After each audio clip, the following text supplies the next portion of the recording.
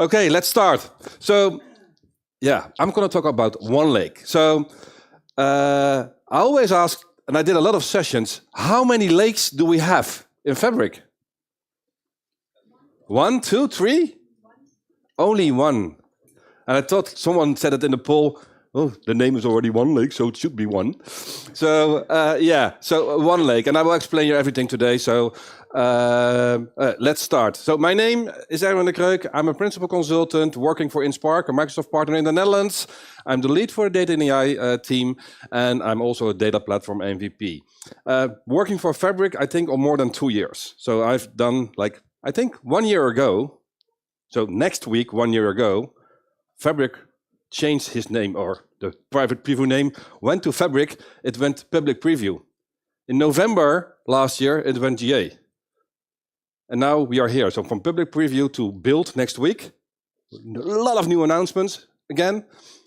In 1 year time, a new product. That's really insane. So if you want to connect me, LinkedIn, Twitter, whatever, Sessionize, you can find me everywhere.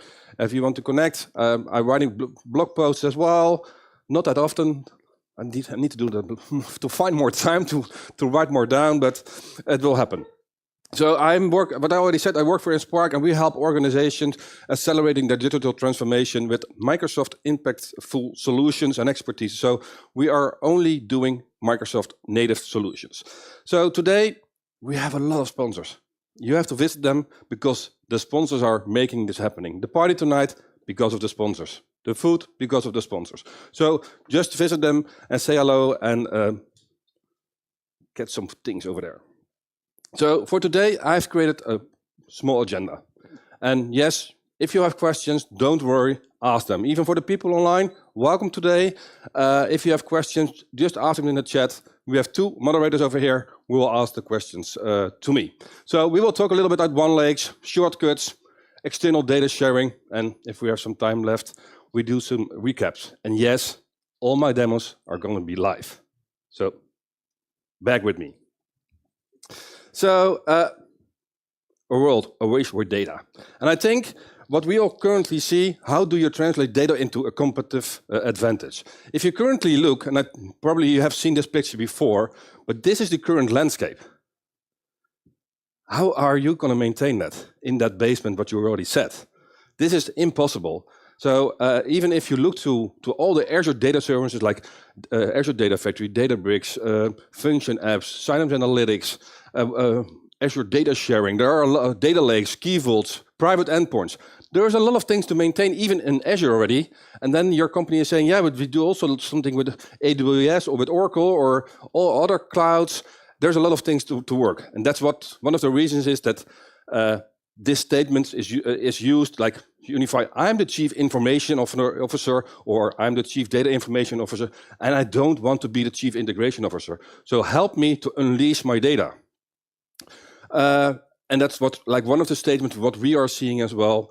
How can you make that easier? So if you are going right now to your company and you have to deploy an Azure environment, you need a cloud engineer, you need a data engineer, you need a lot of people to deploy all the hardware or the infra as code. So you need to know, you have to have some knowledge from Bicep or Terraform.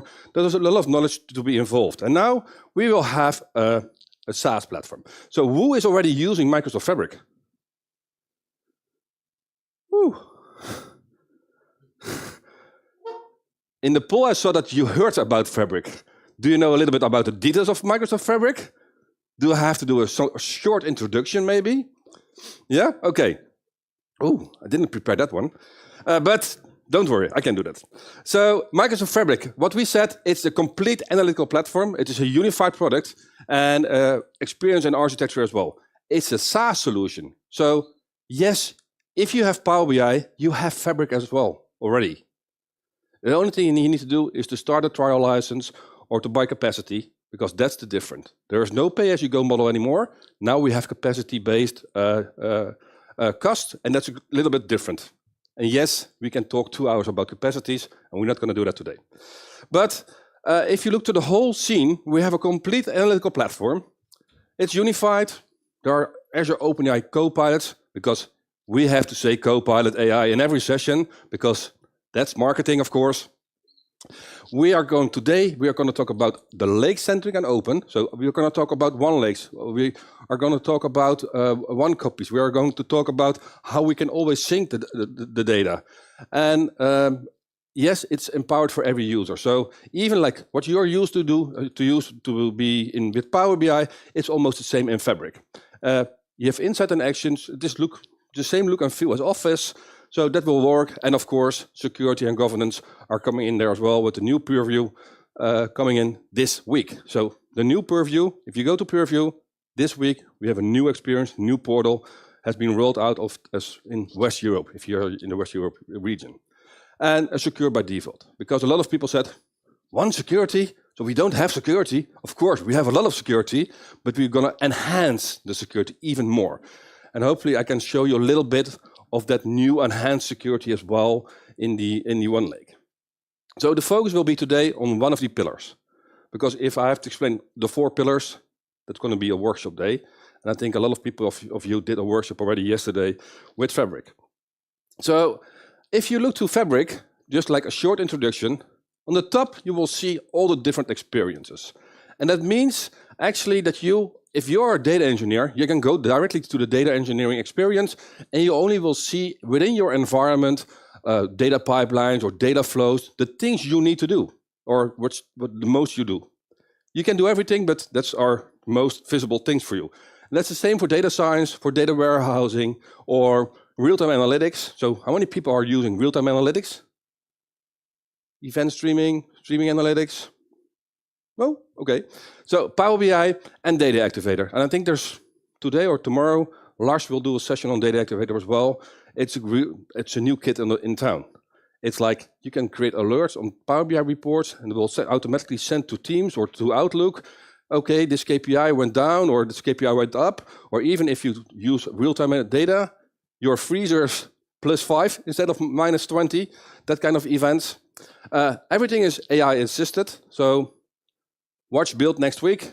You will hear more about Copilots, OneLake and Purview. Purview is more the data governance layer for all the labeling, sensitivity labels, but also needs a separate license as well. Everything is unified in the architecture, unified experience, unified governance, and unified business model. So for today, if you look to OneLake, and that's very important to mention, is that we have only one lake.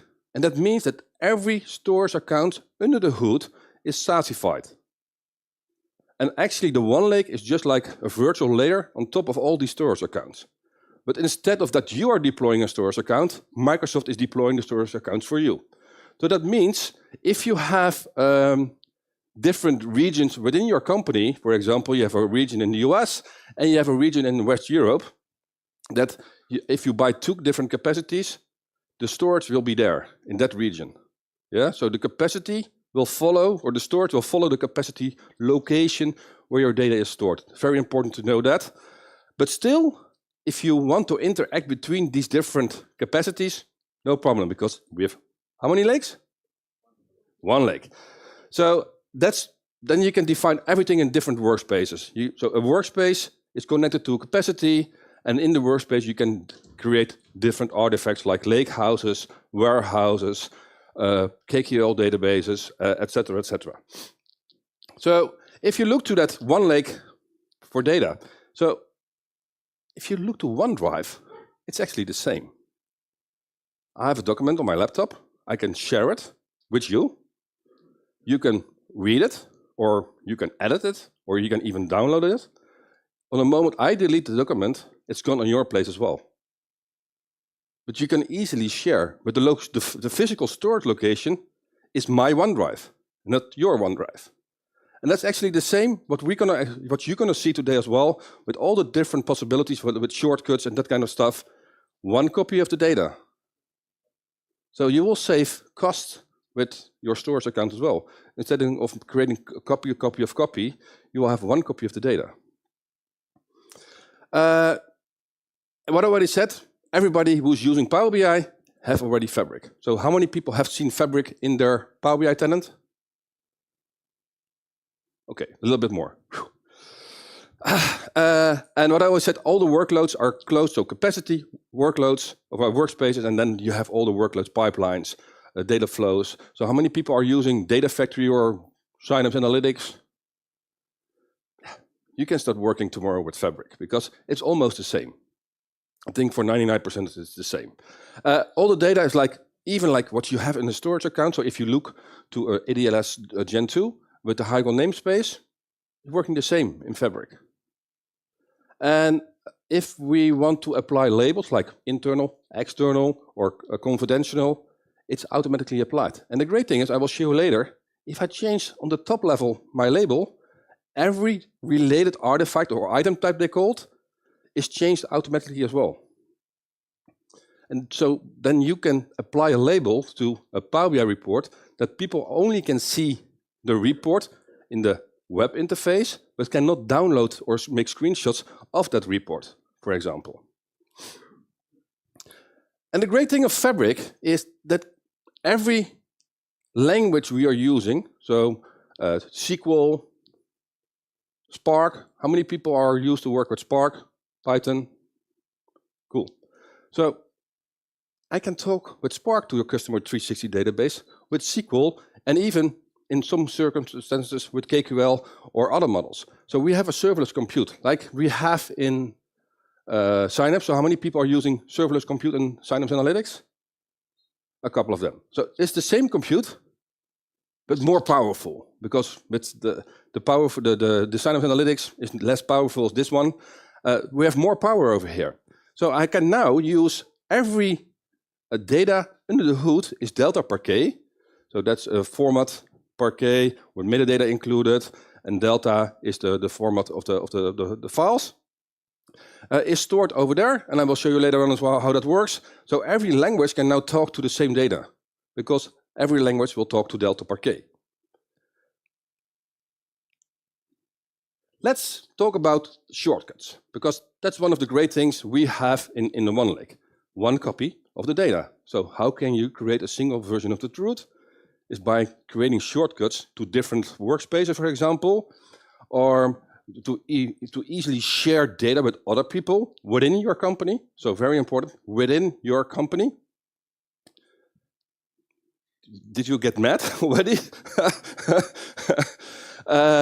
And with the delta parquet, what I already said, it's an open standard. So if you're using, for example, Databricks, you still can use or read or write files to the same OneLake storage location. So all the storage APIs from the ADLS Gen 2 version are the same in OneLake. So even if other systems can write to normal Azure storage accounts, they can also write directly to the OneLake. So that makes it really for one cloud, but you can extend with other clouds there easily as well. And I will show you with shortcuts how you can easily extend other clouds in there as well.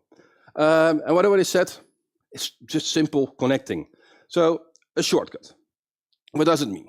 I have, for example, so these are the three I'm going to first explain. We have a storage account in Azure because we had built our first data solution in Azure Synapse Analytics, for example, and we have stored files over there.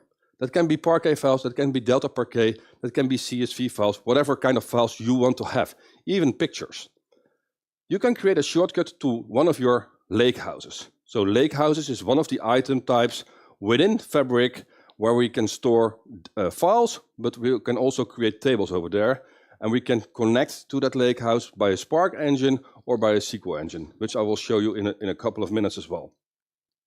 And the great thing is, so normally if you have a finance department and you have a customer department, for example, and the finance department says, yes, can I get the DIM customer, for example? Can I use that? What they normally do, they copy the data to their location, to their data silo, and they are going to start using it.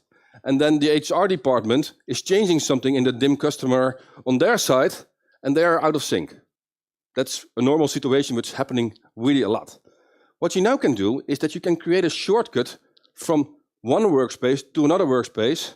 So the location will still be that customer 360, and finance is just using it. They got the rights to read the data over there. They cannot write to the table, they can use it and can read it. And that's the same if you have files in your data lake storage. You can connect it, even if you have Delta Parquet created with Databricks in a storage account, you can connect that storage account to your lakehouse, and then you can use it. And what's happening in between, your data is still in your storage account, it's visible in Fabric, and there is a caching layer in between. So even if you change the data over here, it's automatically changed in Fabric as well. But the storage location is still the physical storage account, your existing storage account. And that's the same if you use AWS. So if you use all these bucket containers, whatever, you leave them over there, and there is an interface, direct real-time interface between these two different lake houses. And that's the same for Dataverse.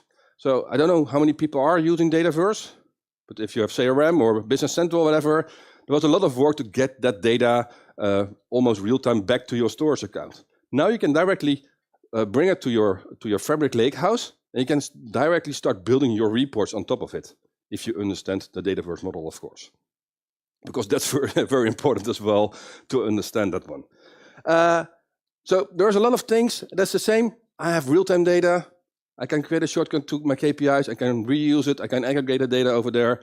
There's a lot of use cases which you can use the data without moving and still having one copy. So you're saving money. I'm Dutch. We always try to save money.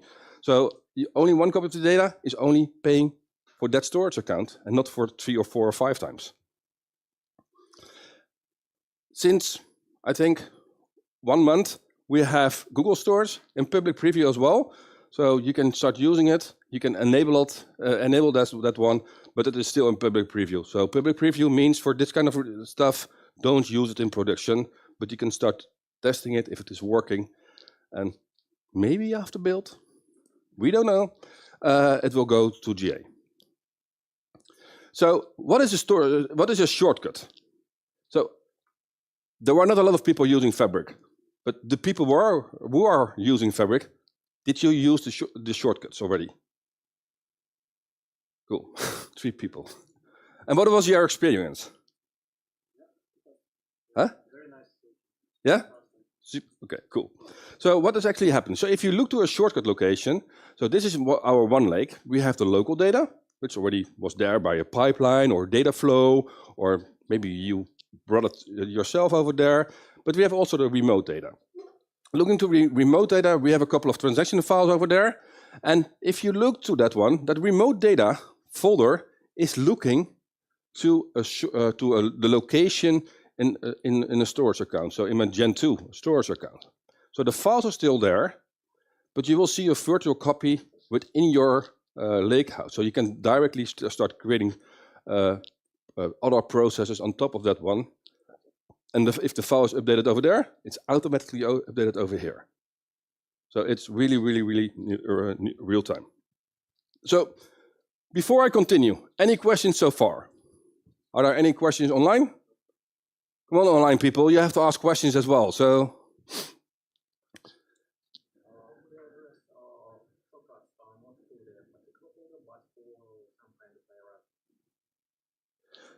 the question is that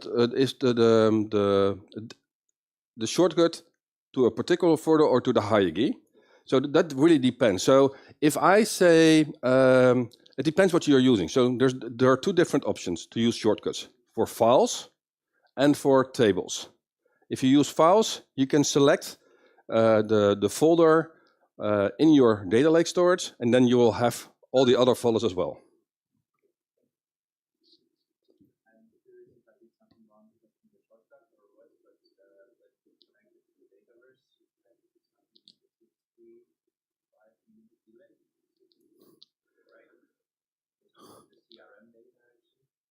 A 65 minutes delay. That's not real time. It depends on what your definition of real time is. So no, I don't know. So normally it should not be that long. The only thing what you can do, if that's really that long, you can normally see what kind of run ID you're using it, and then you have to create a support ticket, and then they can look back in the telemetry, the support engineer, to see what is happening there. Yeah, so definitely if you have troubles with Fabric, make a support ticket directly, and they can really troubleshoot for you, because some things are still in public preview, and they really like to have more this kind of things. No?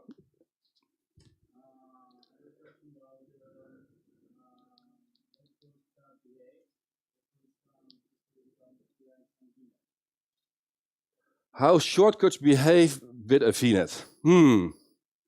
Good question.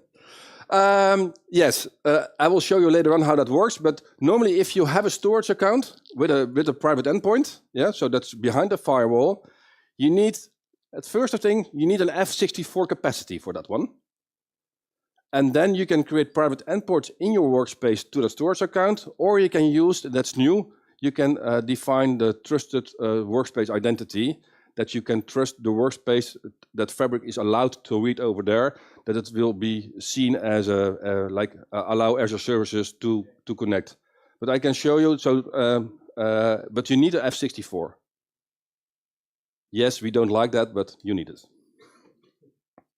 Was there one more?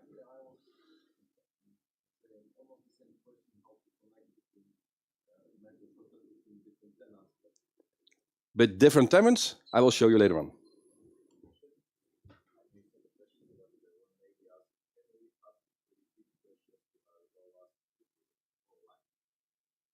Yeah. So the question was, can I connect to a private endpoint connected data lake storage? Yes, you can, but you need an F64 capacity to connect to it, and then you can use the workspace identity or the private endpoints to connect to that storage account. Yep. And can we use, that was the last question, how can we use shortcuts between different tenants? And I said, okay, I will show you later on. So going back to that shortcut stuff. So what I already said, I have a capacity within the region West US, for example, and one in the East US. And what I can do, even between workspaces or even in workspaces, I can create shortcuts. So I can build a lake house, I can build a second lake house, and I can create a shortcut in between. So as you can see over here. And what you else can do, the next thing is that you can create a shortcut to another workspace. But the data is still in that first workspace, as you can see. I only created a virtual layer into something else. So even if you have like 20 tables and you only want to share like 3 or 4 tables, you will share 3 or 4 tables instead of the whole database or the whole access thing. That's really easy to do. And that's the same thing you can do with your different capacity. So my capacity is here. I'm creating a shortcut to another workspace and another capacity over here. Very important to know. So if you have a capacity in West US and one in West Europe, there will be a latency in between, because there is some fiber in between, a long fiber to get there. So be aware of that one. But normally if you use like West Europe or North Europe, that will be almost real time. So you don't see anything of the latency, but yeah, different countries or different parts of the world, that will slow down a little bit. So going back to that shortcut, we have that storage account, we have the AWS, we have the Google storage, Dataverse, and what you can do more, we have now also the Amazon S3 compatible buckets. So even if you have on-premise storage accounts, because that's the one that's coming soon, on-premise sources, you can connect to there. So how many people are using Power BI with a gateway? So that same on-premise data gateway, we call it, is used to connect to on-premise sources. So if you have a SQL database or a local storage account over there, you go through that gateway to your local storage account. And that's also a trick to bypass some stuff with your storage accounts with the F64. Shh, don't say that. Because then you go over the gateway, but I don't know what the difference in the speed of data over there is. Yeah? And then the next thing is that we can also share data across tenants. So we have a different tenant in a different capacity, in a different workspace, and I can say, okay, I will share my data. So if you build solutions, for example, for third-party providers, and they have Fabric as well, you can easily say, okay, I have a dataset available over here, and if the dataset is available, you just copy that as well. Well, not copy, make it visible in the other tenant as well. Yeah? But the data is still in your environment. That's the same with the OneDrive. If I share something with you, it's still on my laptop, for example. And if I delete it on my laptop, or if I change it on my laptop, it will be changed or deleted on your side as well. And it's the same between different tenants. So there was a solution within Purview, they called it data sharing. And that's almost the same situation, that you can share data between different storage accounts within your organization or across your organization. So within, you will use shortcuts now, and outside your organization, you'll use external data sharing. Also this one, the external data sharing went in public preview last week. And you have to enable that option within your admin portal. And there are two options over there. One that you are allowed to share, and the other one is that you are allowed to accept the share. Yeah? But I will show you in my demo. So these are the two options you have to enable for the external data sharing. So, short break. Any questions so far? Because now we're going to something new. Yeah, so one question we are kind of explained about the gateway, so the enterprise data gateway that we use for the I covers well the connection, the public connection to the premises. Yeah, so the question is, the current the enterprise data gateway we are currently using in Power BI covers the connection as well for the shortcuts. Yeah, that's true. And that's the same if you want to connect to an Azure SQL database in an other tenant or a SQL database on a local server within your organization. So you want to use pipelines. Since last month, since March, since the Fabric conference in Vegas, you are now also able to use that gateway, the on-premise data gateway for data pipelines. That's the same. So if you're currently using Synapse or Data Factory, you have that self-hosted integration runtime, and in Data Factory you can share that one. In Synapse you have to have a separate for every workspace, but now you only need one, and then you can scale up with cluster functionality to build a larger machine.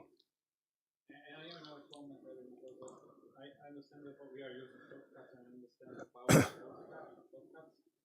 a bit concerned about the moment you start sharing across tenants or you play things, how do you know, or how can you get where your data really is?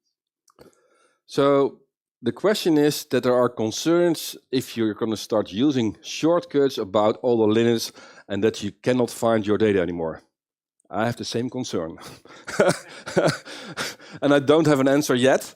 I was hoping that the new Purview, there's a new company also integrated, that there is a third-party company, now also more for lineage, how that's going to work, and the definition of lineage so that you can do all the root cause analysis and impact analysis is really definitely high on my priority list to talk with the Purview team as well. As you know, I already working in Purview like for the last 2 years, but they are a little bit other than the rest of Microsoft people. They don't share that much. We're trying to get that better. But I totally agree. A good question. Lineage is definitely a nightmare currently in Fabric, because they say you have data lineage. Yeah, I can see a notebook connected to a lakehouse. No, I want to see that table connected to that table, and I want to see the transformations, etc., etc. So this is also one of the new things which makes your life later on, if you want to start using Fabric, and you already have a Azure SQL database, whatever, where your warehouse is running in, but you want to use the functionality from Fabric. So we have the mirroring option, and that actually means that you will have a kind of a CDC, so change data capture functionality within Fabric. And you can connect that Cosmos DB, SQL DB, and Snowflake. Yes, Snowflake. You can connect Snowflake to one of your lake houses. The data will be synced in real time. And then you can start building reports, Power BI reports, directly in Fabric with the Direct Lake functionality. So if you want to know more about Direct Lake, after my session, Benny will talk more about Direct Lake and all the semantic models. So that's a good follow-up session on this one. But this makes your life really easy. So if you have like a data mart in your SQL database and you want to say, okay, yeah, I know it's in there. I don't want to migrate it already, but I want to start using it. Leave it over there, do the mirroring thing, and start building or start creating your gold layer or your Power reports directly on top of that SQL database. And then you can do the migration later on to Fabric to get everything working in Fabric. So there are a lot of options for migrate to Fabric as well while using that OneLake functionality. And you will see the next coming months or year that there are more new functionalities coming into that OneLake.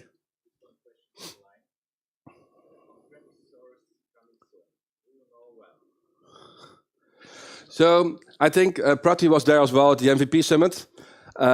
When I asked to the Microsoft product teams, soon is in my opinion always, I said, is in my opinion next week or in 2 weeks. And then they said, yeah, in our opinion, 3 to 6 months. So that's what I say with soon. Huh? A year maybe. No, so I know that they are working on it, so I don't know when it is coming. But once again, next week is built. And then they will have a better answer on that one. They need to announce new stuff like next week. So, but yeah, this is really cool. You get kind of a replica within your OneLake organization. Yeah. So actually, if you look to that OneLake, we explained a lot of things. I see the OneLake like it's the heart of your organization. It's going to be the heart of your data estate because we have a lot of data coming in from different shortcuts. We have the mirroring stuff. You can use event streams. You can use Data Factory to get data in. And you can even get data from a different tenant to your own OneLake. So as you can see, yeah, I think the product manager on this one, Josh, is really making a good job. So everything is unified. And even if the data is in the OneLake, I can still use Databricks to connect to all this data as well. So if you don't have that connection, for example, with an on-premise source, use OneLake, connect with Databricks, and do your stuff with a notebook in Databricks. So there's a lot of options with that OneLake thing. So I think I've talked a lot, but I will talk a little bit more, and let's build something from scratch. Yeah? So actually, this is the first time I'm doing this session, so I've written down my demo script a little bit. So hopefully everything will go well. Oh yeah, and I'm old, so I have to put some glasses on. So what you can see, and if you can't see it, let me know, I can zoom in. But we have a Fabric environment, and what I explained already for the people who didn't are not familiar with Fabric, you will see all the different experiences over here. So if I go to Power BI, you will have different options over here. If I go to Data Factory, you will see that I have other artifacts options. If I go to data engineering, I will have much more. But let's say I'm going to a workspace and I will create a new workspace. So I will call it SQL Day. And you see the name is available. I can define a description. I can define a domain. So domain is actually a category, a workspace together merged so that you can easily find your data based on domains. You can add an image and I can say apply. So now, as you can see, because I'm using Premium, I'm using a trial license. And my trial license, you know, the countdown has started. So if you're using trial, it's going down now. There are 32 days left. Going back to that security question, as you can see over here, you can define the managed private endpoints over here, and you can define the workspace identities as well over here to bypass the firewall things. But in this case, I'm just using a premium license, and that you can see that as well with the diamond over here. That means that you have a premium license. So what I can do, I can start building a new lakehouse. As you can see, in this situation, I'm in the data engineering part. I will do, you will see a lot of artifacts happening over here. And we were talking about SaaS. So how long does it take in your organization to build a data lake storage, including key vault and that kind of stuff? It will take a while because someone needs to deploy infra as code. You have to build it somewhere. But I can just say, okay, I have a lake house. As you can see, I'm using naming conventions that you can easily see what the data is doing. Data landing zone, for example. And data landing zone, if you look to the Medallion architecture, that's the first part where your data will land easily. I click on create, and I think within a couple of seconds, I have created a new lakehouse. Loading your lakehouse, and now I can directly start building pipelines in here. I can open notebooks in there, and I can add files in there as well. So in this case, I have an empty lakehouse. So there are no files over here, and there are no tables. So I want to create a connection to one of my storage accounts. So to create a shortcut to one of my storage accounts where some files are located. So if I go to my Azure environment,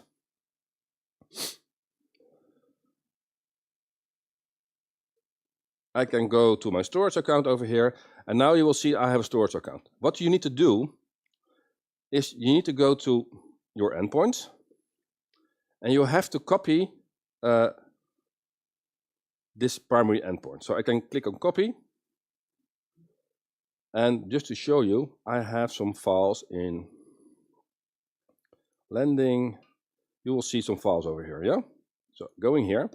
So I'm going to here. I can easily click on new shortcut. And now I get a wizard. And now you will directly see I can connect to another workspace or lake house in my OneLake, the Amazon S3 or the other things. But I can also click on the Azure Data Lake Storage Gen 2. I can click, okay, your landing zone is located in region West Europe. So even if you have different regions, you will see it over here, and it will give you a warning. So the only thing what I need to do is to add that URL, and then I can click on next. And okay, yeah, you saw the authentication type, so you can just use your single sign, your own credentials, or you can use an account key. And because if the connection already exists, that's why it directly said, okay, I can continue because I already created that connection. And now I can click on landing over here. I can directly say, okay, give me everything within that folder. I can click on next. Yet to create, I click on create. And now you will directly see, so the files are in my data lake storage, and they are visible here. And the great thing is now that if I click on that one, I can say, okay, load this file directly to a table. And what will happen in the background, I will get a Delta Parquet table over there. So I click on new table, sales invoice line, for example. It will create, and like files you cannot browse. Yeah, you can probably look a little bit to a CSV file with the preview, but that's still not browsing, so I cannot query that table. So if I go to here, hopefully it is going to be there. Oh, it's still loading. Do you see the difference over here? You see that small icon, you see? And this is the thing that it is a shortcut. So, and now I have the table over here, and I can directly query here the table. I can even open a notebook. So I can say, okay, let's do this. Open a notebook, new notebook. And I can start writing Spark, whatever, or other languages to that lakehouse environment. So I can directly say, okay, load the data, load to Spark. And now you see, I directly get that information. And if the demo gods are with me, my session will start within 10 seconds because I'm in Fabric. So if you're using Synapse Analytics, it will take you 3 minutes. Now it will take 10 seconds to start reading the data. So in this case, I'm using that Parquet file. I transformed that Parquet file to a table. And what is happening in the background, in the meantime I can show you, is if you look to the files, you will see that I have a delta log over here, and I have the parquet file, and yeah, unreadable snappy parquet. Snappy means that it is compressed, and parquet is the extension. But this is a delta table, and I can do everything with that one. So let's do something else. So now we have done files. So the next step is I'm gonna connect to a table in one of my other storage accounts. Oh, this is not the correct one, I think. Hopefully.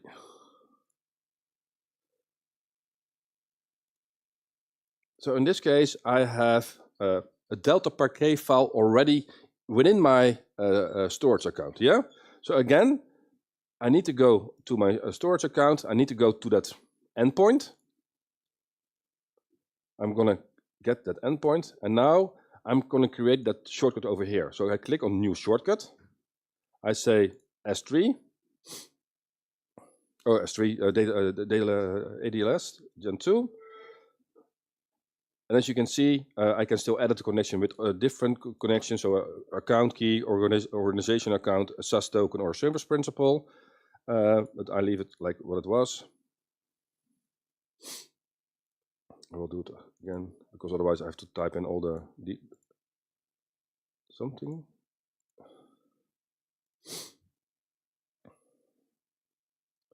So again, click on next.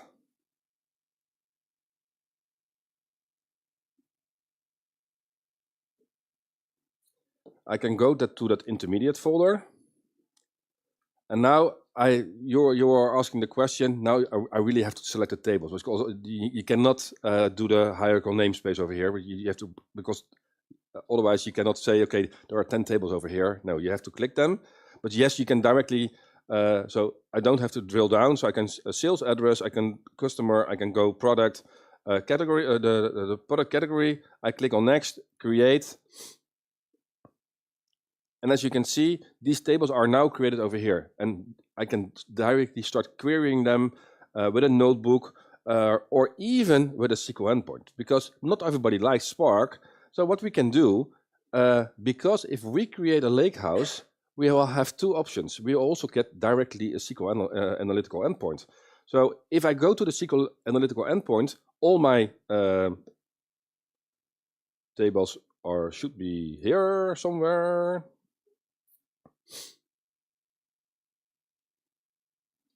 Yeah. So it's very important that the first time you switch from your lakehouse to a SQL endpoint, in the background something needs to be happening. And if you are used to work with SQL Management Studio or Azure Data Studio, if you click over here, this is the connection string, how you can connect with your MFA account or your normal organization account to that database. But now I can say, okay, give me the select top 100 of that table. The data is still in my Azure environment, but I can read it like the same on the same speed over here. And that's the same thing if you go back to that lake house, that you easily can say, okay, I want to get more data in there. Yeah. So what you can do, you can say, I want to upload files, and if you upload files, you can just say upload. Where are the files located? In this case, the files are in my demo folder. I click on open, and I can upload the files. Very important is that normally if you want to upload files, so you can say, okay, I create a new subfolder. I say manual, because otherwise if you upload the files, they will get directly in the root. But if you have reference data, maybe you want to store them separately in a separate folder. So you click on create. So in the meantime, you see that I'm organizing my store of my lake house as well. So we have the landing over here, and we have the manual. If I go to manual, I can say, okay, oh, I don't know what is happening, but upload files. Going back to that layer, click on here. If the file already exists, it's the same like a storage account. I can say override, upload. The files are in here, as you can see. And the same over here. If I want to create a table, so what I'm doing currently is not the best way, because if you have a data landing zone, you only want to see the files. and then you merge all the data to a bronze layer, to a different layer, and then you create tables. But for demo purposes, it's okay. And now I can say, load that to a table. In this case, I have a CSV file. So, and that's, I have to define some things for the separator as well. And if there are headers in there as well, like with Parquet, I have the metadata. So mostly I will have to correct data types as well. With CSV, probably all the files will be a varchar 255 or something.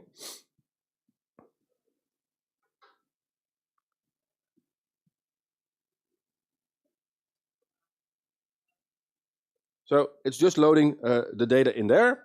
And now you will see I have the sales order here as well. And that was a CSV file, but now you can read it as a Delta Parquet table. So in this way, if you update the CSV file, the table is not updated. So be aware of that one. Yeah. And then we can create new semantic models on top of it. So you build your normal data marts and that kind of things.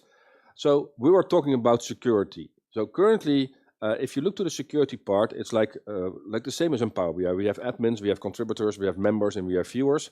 So one of the new things that is coming in is that you can manage OneLake data access. And then you get, based on different roles, you can define things, but you can also define on the hierarchy level within your data lake or in your OneLake lakehouse storage account. You can say, okay, this group of people can use this data, this folder, and maybe I have some P2 data, and nobody is allowed to see that, or nobody is allowed to edit that, or what kind of things. Once I enable this one, my demo is done because you cannot return it back. But this is the new thing to get even a more fine-grained access to your lakehouse.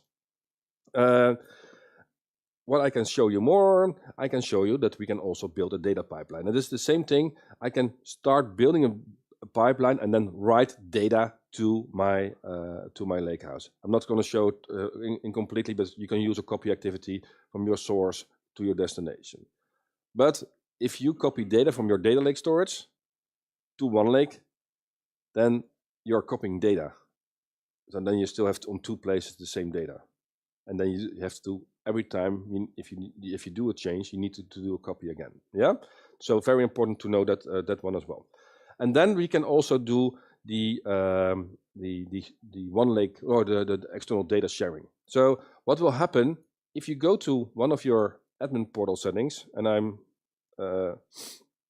can show you the share. So external data sharing, that's the one if you want to allow within your organization that people are allowed to share data. And if you receive a share, then you will need this one to be enabled as well, that you can accept it. And going back, if you want to share data, you need to go to your, let me show, to my OneLake Data Hub. And this is the one I just created, probably. Let me check. I can go to whatever landing zone, bronze lakehouse. I can open that one. And now you can see, I can say, okay, external data share. Which parts of the of your layer you want to share? This is the wrong one. So let me check where are all domains SQL data. So this one. External data share. I can go to my tables. I can say, okay, I want to share the address and the customer. So this is per table, as you can see. I click on save and continue. And now I can say, okay, this is my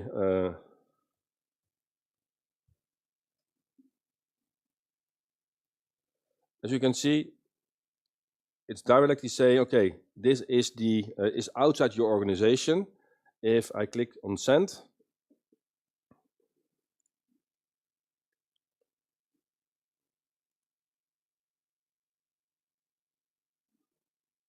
you will see that I will received a message.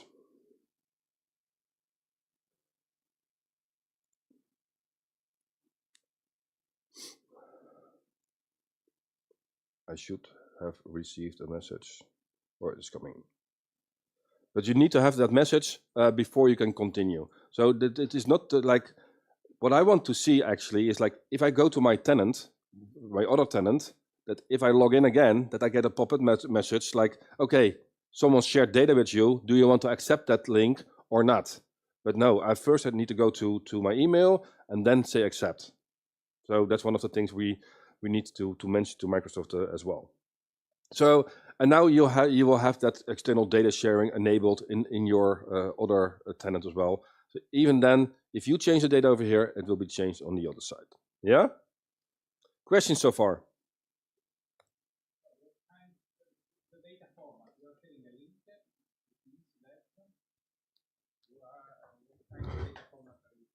So if I share a table, I will the format you will get is the table format. So that's a delta parquet under the hood. If I share a file, the same. If I share a CSV file, it will be CSV or vice versa. Oh, sorry. What kind of type format will be shared? That depends really on what you are sharing, the table or the files. The files is like the same file type, and otherwise it will be delta parquet.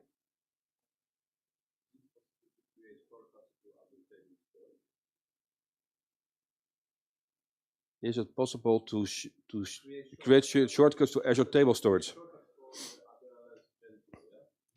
Great question.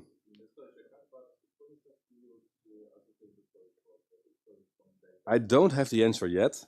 If you come by at 16:30, there's the Ask the Expert session on Fabric. I will try to find it out and I can give you the answer.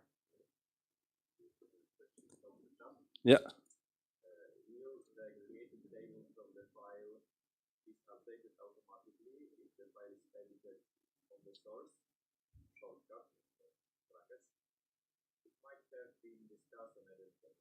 Okay, so if you if you have a CSV file and you want to and you create a table, what I just showed you, you know, with the header or the separator. If you change the CSV file, your table will not be updated because you created a table on top of that CSV file as a base. But then you have a table with its own storage format. So no. Yes, I still have a couple of minutes. So next question. About mirroring, yes. That's why I didn't show you. So I think you need to have at least, I think, the DTU 100 or something. So I created that. I wanted to show you as well. And then okay, but then I'd have to spin up a pretty heavy, expensive database, and that's for demo purposes is that not worth. Sorry. So the last thing is that I talked a little bit about sensitivity labels as well, that you can define them on top of that. So that you can do that in combination with Microsoft Purview. So the information protection labels, the data loss policies, and audit are all Microsoft Purview related products. And yeah, you need to buy that one as well as an extra. The great thing is that if you want to use these labels, there's an option allow users to apply. That you can apply these labels and that you can enforce them, like you can do in Power BI as well.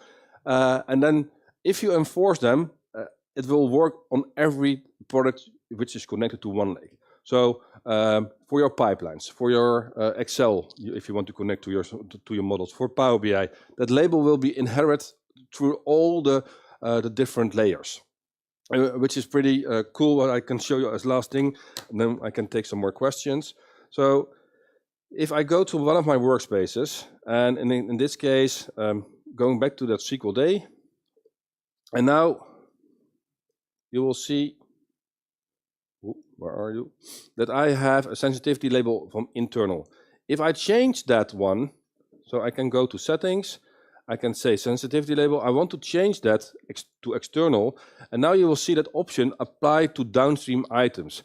And that option means, okay, every item behind this part, or even if I build pipelines on my lakehouse or build other things on that lakehouse, the same label will apply. And the same label will apply as well to all the shortcut locations within your organization. So if I can apply this one, I can even say, okay, show me the impact, what is happening on this. So what is the lineage between that one? Hopefully you can see it a little bit better. Now you will see, okay, the endpoint will automatically get a new label, but also the notebook. I say, okay, I can go back to this one. And now you will see in here that every related item which was connected to that situation will get that external label. So if I create a new notebook over here, or whatever new pipeline, which is not connected to anything yet,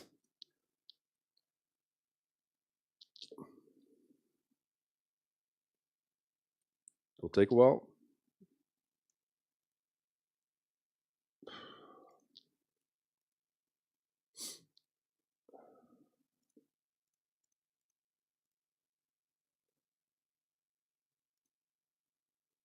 Save.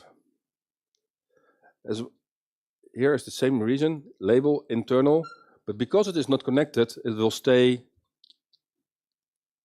the same within the browser over here. As you can see, I still have that same option, and the other ones will be the external. So that labeling is very important, but I think you need I'm sure you need an E5 license for that one to use. But if you want to prevent your data loss and that people are not sharing sensitive data, then this is a must-have. And most companies, if you want to have the security within your office environment as well, they have an E5 license, and then you can make use of this one as well.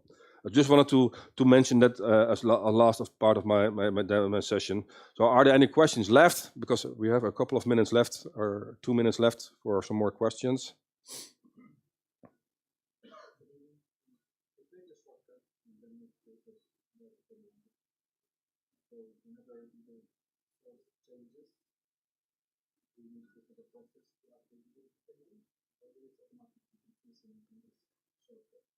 So the question is, if I create a shortcut and the data source is updated, is then the shortcut also updated, or do I need a process? Is that correct? Yeah. No. So if you created, that's the same. I think already answered that one. So if you have a table or a file and you have a CSV file in there, yeah, because that's what you are asking. If I create a table on that one, is the table automatically updated when the source is changing? No. So you have to add that a new file in there.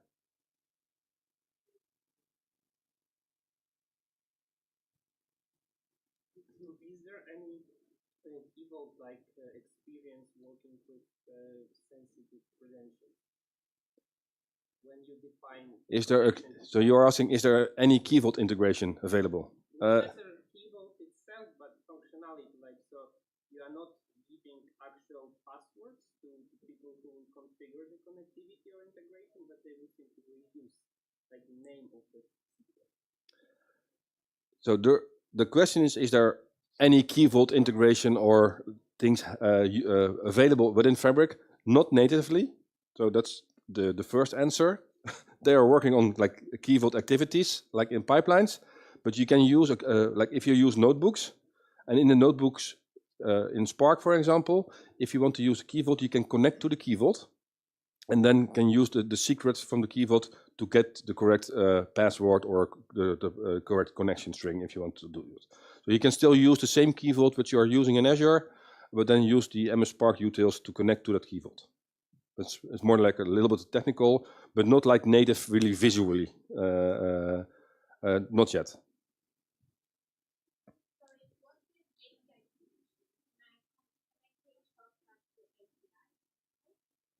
No, so you cannot create shortcuts to APIs. You can create a shortcut with an API. That's a different thing. So the question is, can I use shortcuts with APIs? No. So the only things, what I showed you was the data lake storage, the Dataverse, that's the physical storage layers. APIs is just like use a notebook or something to get the data into your system. So not really an API connection. It's different. The other way around. You can use an API to create a shortcut. Does that answer your question? Okay, cool.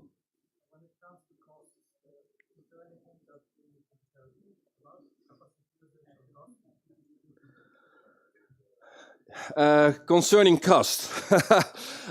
So the great thing is, so if you look to your Fabric capacity, so the question is, how about cost with the Fabric, with all the shortcuts and all the storage, if I say it correctly. If you look to Fabric, the capacity is for all the processing. Your stores will be built separately, like you have now as well in Azure. But the great thing, if you have a shortcut, you're only charged for the first one and not for the second one. So you're charged for how many data you are storing within your Fabric environment, and the less data you store, the less money you pay. So you will definitely see that your storage cost will go a little bit down if you use it on the correct way, the shortcuts.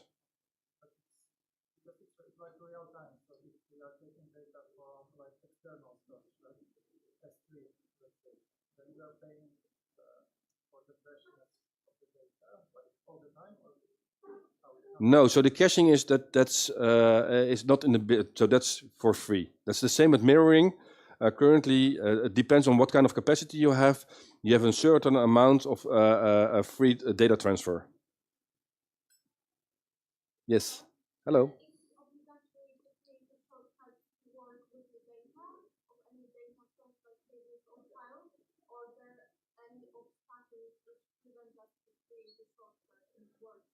So is it required to use shortcuts to get data? No. So